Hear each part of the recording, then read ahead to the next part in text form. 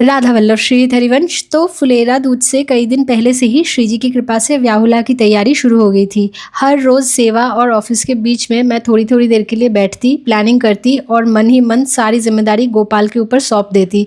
कभी कभी तो ऐसा होता कि बस बैठी ही हूँ और भूख लग गई है या फिर ऑफिस से कोई इंपॉर्टेंट कॉल आ गया है, तो प्रसाद पाते हुए और थोड़ा टाइम निकल गया और दिमाग में ना कई सारी चीज़ें चल रही थी। इसीलिए पहले से ही मैंने नोट डाउन कर लिया था कि क्या क्या बनाना है। बाय द वे, ये वही ब्रज का नींबू का शरबत है।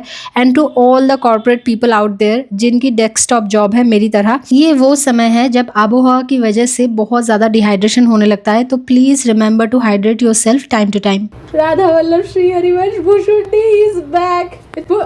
अरे रुक जा भाई, आजा भाई, आजा आजा आजा आजा आजा मेरे बाबा, आजा आजा। Bhushundi is back, Bhushundi is back, my love Bhushundu, Bhushundu. Radha Radha Radha Radha, क्या हुआ था तुमको? बच्चा हुआ था क्या तुमको? क्या हुआ था? तो काक भुशुंडी इज़ फाइनली बैक। और इस दिन रात के 12:30 बजे मैं श्रीजी और लालजू के लिए पोशाक के मटेरियल्स का नाप ले रही थी और पोशाक बनाते बनाते कब मेरी आंख लग गई और मैं चटाई पर ही सो गई, मुझे पता ही नहीं चला। तो इसके बाद ये अगला दिन था। बाय द वे, सुबह सुबह कच्ची हल्दी खाने से ये हालत होती है ज़बान की। और लास्ट कई दिनों से मेरी यूट्यूब की फीड पर निमोना की रेसिपी आ रही थी और उस समय हरे मटर भी बहुत कम दाम में मिल रहे थे। तो सोचा कि आज श्रीजी और लालजू के राजभोग सेवा में यही बनाते हैं। তুমি কি ভয় পাচ্ছ মাম্মা? আমি সরে যাচ্ছি। এটা কিন্তু কাকভূষুন্ডি নয়, ये काकभूषुंडी नहीं है, ये दूसरा कौवा है। खाओ, आराम से खाओ। রাধা বল্লভ শ্রী হরিবংশ। আবার স্ক্রচ বাইটের নজর, যেটা খাচ্ছ সেটাই খাও। স্ক্রচ বাইট না।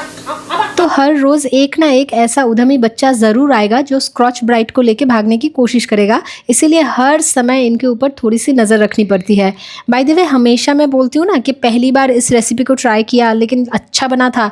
इस बार निमोना के केस में उतना अच्छा नहीं बना, शायद एक आध बार और ट्राई करने से बेहतर होगा। तो यहाँ पे मैं बंगाली थीम में व्याहुला के लिए पोशाक बना रही थी और मेरे पास स्विंग मशीन नहीं है, ये तो आप सबको पता ही है, और हाथ से सिलने में मुझे काफ़ी समय लग जा रहा था। तो थोड़ा सा मोनोटोनस भी हो जाता है ना, इसीलिए मैं सारी सामग्री एक साथ लेके बैठी थी। तो कभी मैं पोशाक का मटेरियल काट रही थी, सिल रही थी, उसके बाद यूट्यूब से ट्यूटोरियल देख के श्रीजी लालजू के लिए मुकुट और टोपर बनाने लग जाती थी।